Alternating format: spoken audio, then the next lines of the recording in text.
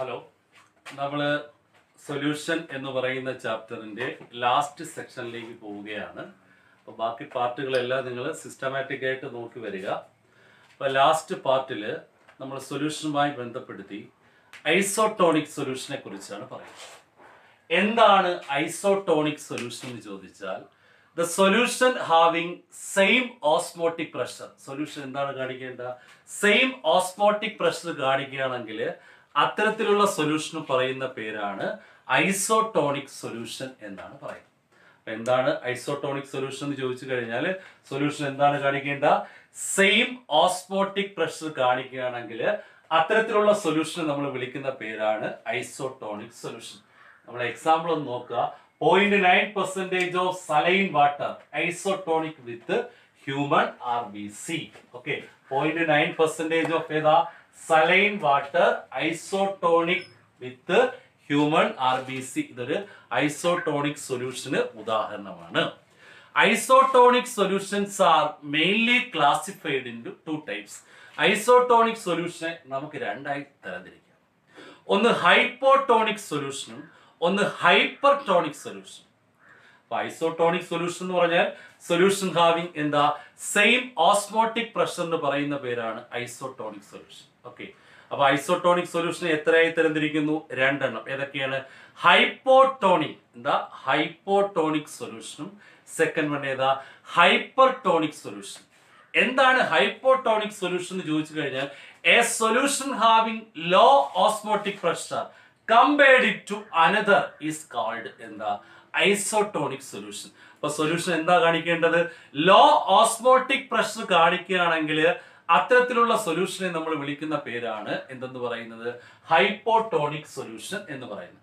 അപ്പൊ hypertonic solution എന്താണ്? നിങ്ങൾക്ക് തന്നെ ഊഹിക്കാം. എന്താ? A solution having high osmotic pressure compared it to another is called hypertonic solution. അപ്പൊ ചിലപ്പോൾ എക്സാമിന് ചോദിക്കാം, എന്താണ് ഐസോട്ടോണിക് സൊല്യൂഷൻ? അത് ഇങ്ങനെ ഡയറക്റ്റ് ആയിട്ട് ചോദിക്കത്തില്ല. ഇതിന് ആപ്ലിക്കേഷൻ ലെവലിലുള്ള ക്വസ്റ്റ്യൻസ് ഉണ്ട്. അത് നമ്മൾ എന്താണ് ക്വസ്റ്റ്യൻസ് വർക്ക്ഔട്ട് ചെയ്യുമ്പോൾ അല്ലെങ്കിൽ ഞാൻ നോട്ടിൽ തരുന്നുണ്ട് ഐസോട്ടോണിക്കുമായി ബന്ധപ്പെട്ട ആപ്ലിക്കേഷൻ ക്വസ്റ്റ്യൻ. അപ്പൊ എന്താണ് ഐസോട്ടോണിക് സൊല്യൂഷൻ എന്ന് നിങ്ങൾ ഓർത്ത് വെക്കണം. എന്താണ് ഐസോട്ടോണിക് സൊല്യൂഷൻ എന്ന് പറഞ്ഞാൽ, ഒരു സൊല്യൂഷൻ എന്ത് കാണിക്കണം? ഒരേ ഓസ്മോട്ടിക് പ്രഷർ കാണിക്കുകയാണെങ്കിൽ അത്തരത്തിലുള്ള സൊല്യൂഷന് പറയുന്ന പേരാണ് എന്തെന്ന് പറയുന്നത്? ഐസോട്ടോണിക് സൊല്യൂഷൻ എന്ന് പറയുന്നത്. അപ്പൊ എന്താ ഐസോട്ടോണിക് സൊല്യൂഷൻ എന്ന് പറഞ്ഞാൽ, ദ സൊല്യൂഷൻ ഹാവിങ്, ഓർക്കുക, same osmotic pressure are called isotonic solution. അതിനെ നമുക്ക് രണ്ടായി തരംതിരിക്കാം. ഏതൊക്കെയാണ്? Hypotonic solution and hypertonic solution. എന്താണ് ഹൈപ്പോട്ടോണിക് സൊല്യൂഷൻ എന്ന് ചോദിച്ചാൽ, a solution having low osmotic pressure compared to another is called hypotonic solution. Second one ഏതാ? ഹൈപ്പർട്ടോണിക് സൊല്യൂഷൻ എന്ന് പറഞ്ഞാൽ എന്താ? A solution having high osmotic pressure. അപ്പൊ ആ ഒരു പാർട്ട് നിങ്ങൾ ഓർത്ത് വെക്കേണ്ടതാണ്. ഇനി നമ്മൾ ഓസ്മോട്ടിക് പ്രഷറുമായി പഠിച്ചപ്പോൾ നമ്മൾ ഓസ്മോസിസ് പഠിച്ചു അല്ലെ? എന്താണ് ഓസ്മോട്ടിക് പ്രഷർ? ഞാൻ പറഞ്ഞത് ഓർമ്മയുണ്ടോ? An extra pressure applied on A solution side അല്ലെ? ഒരു എക്സ്ട്രാ പ്രഷർ ഇവിടെ അപ്ലൈ ചെയ്യുന്നു, സൊല്യൂഷന്റെ സൈഡിൽ അപ്ലൈ ചെയ്യുമ്പോൾ അത് എങ്ങനെയാണ് മൂവ് ചെയ്യുന്നത്? Solvent to solution through a semi permeable membrane. എന്താണ് സെമി പെർമബിൾ മെംബ്രെയിൻ എന്ന് പറഞ്ഞാൽ?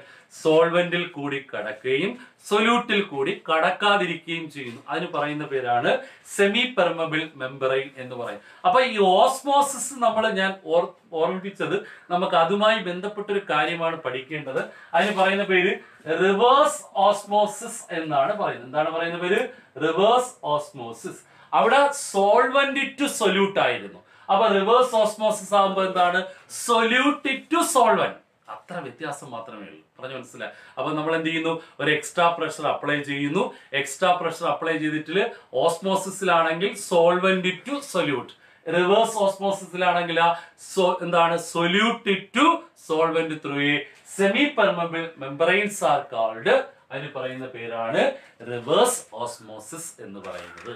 ഓക്കെ, അപ്പൊ ഓസ്മോസിസ് അല്ലെങ്കിൽ ഓസ്മോട്ടിക് പ്രഷറിന് ഓപ്പോസിറ്റ് ആയി വരുന്ന ഒരു പ്രോസസ്സാണ് എന്ന് പറയുന്നത് റിവേഴ്സ് ഓസ്മോസിസ് എന്ന് പറയുന്നത്. ഓസ്മോട്ടിക് പ്രഷറിലാണെങ്കിൽ നമ്മൾ സോൾവെന്റ് ടു ഏതാ പറഞ്ഞത്, സൊല്യൂട്ട് എന്നാണ് പറഞ്ഞത്.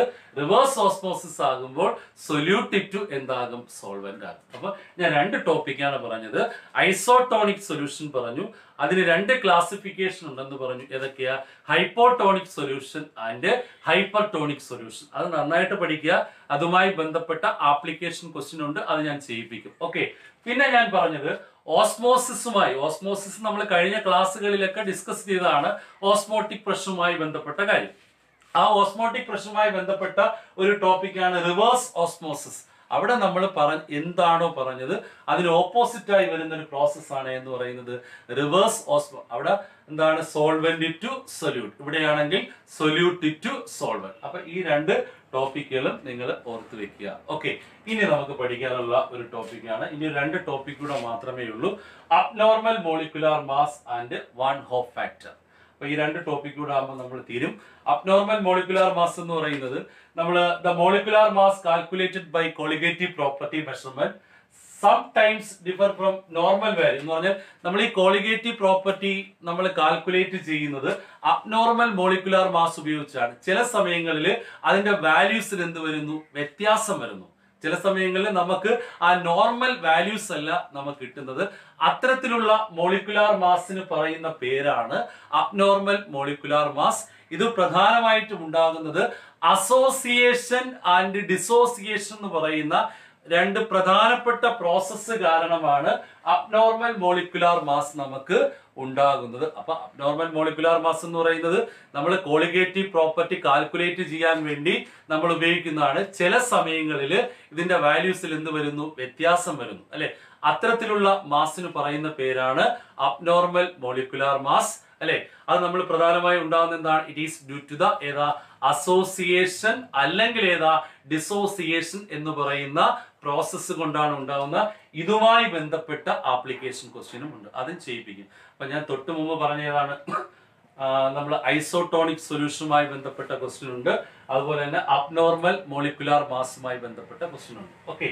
ഇനി നമുക്ക് ഇതൊന്ന് ജസ്റ്റ് പഠിച്ചു വെച്ചാൽ മതി. അബ്നോർമൽ മോളിക്കുലാർ മാസ്, ഇതിന്റെ ഡെഫിനിഷൻ ഒന്നും ചോദിക്കില്ല, ഇതിന്റെ ആപ്ലിക്കേഷൻ ക്വസ്റ്റ്യൻ ആണ് ചോദിക്കുന്നത്. വാൻ ഹോഫ് ഫാക്ടർ ഒരു സയന്റിസ്റ്റുമായി ബന്ധപ്പെട്ടതാണ്. അതിനെ ഡിനോട്ട് ചെയ്യുന്ന ലെറ്റർ എന്ന് പറയുന്നത് ഐ എന്ന് പറയുന്ന ലെറ്റർ കൊണ്ടാണ് സൂചിപ്പിക്കുന്നത്. എന്താണ് വാൻ ഹോഫ് ഫാക്ടർ എന്ന് ചോദിച്ചാൽ it is the ratio of അല്ലെ നോർമൽ മോളിക്കുലാർ മാസിനെ അബ്നോർമൽ മോളിക്കുലാർ മാസ് കൊണ്ട് ഡിവൈഡ് ചെയ്യുന്നതിനെയാണ് നമ്മൾ എന്തെന്ന് പറയുന്നത്, വാൻ ഹോഫ് ഫാക്ടർ. ഒരു എക്സാമിന് ചോദിച്ചാണ് what is van Hoff factor. Van Hoff factor എന്ന് പറഞ്ഞാൽ എന്താ, it is the ratio of ഏതാ നോർമൽ മോളിക്കുലാർ മാസ് ടു എന്താ അബ്നോർമൽ മോളിക്കുലാർ മാസ്. അല്ലെങ്കിൽ ചിലപ്പോൾ വേറെ രീതിയിലും സ്കൂളിൽ പറയാം. എങ്ങനെ പറയാം, ഒബ്സർവ്ഡ് കോളിഗേറ്റീവ് പ്രോപ്പർട്ടിയെ നമ്മൾ ഏതുകൊണ്ട് ഡിവൈഡ് ചെയ്യുക, കാൽക്കുലേറ്റഡ് കോളിഗേറ്റീവ് പ്രോപ്പർട്ടി കൊണ്ട് ഡിവൈഡ് ചെയ്യുന്നതിനെയാണ് നമ്മൾ എന്തെന്ന് പറയുന്നത്, വാൻ ഹോഫ് ഫാക്ടർ എന്ന് പറയുന്നത്. അപ്പൊ ഞാൻ ഇന്ന് പറഞ്ഞ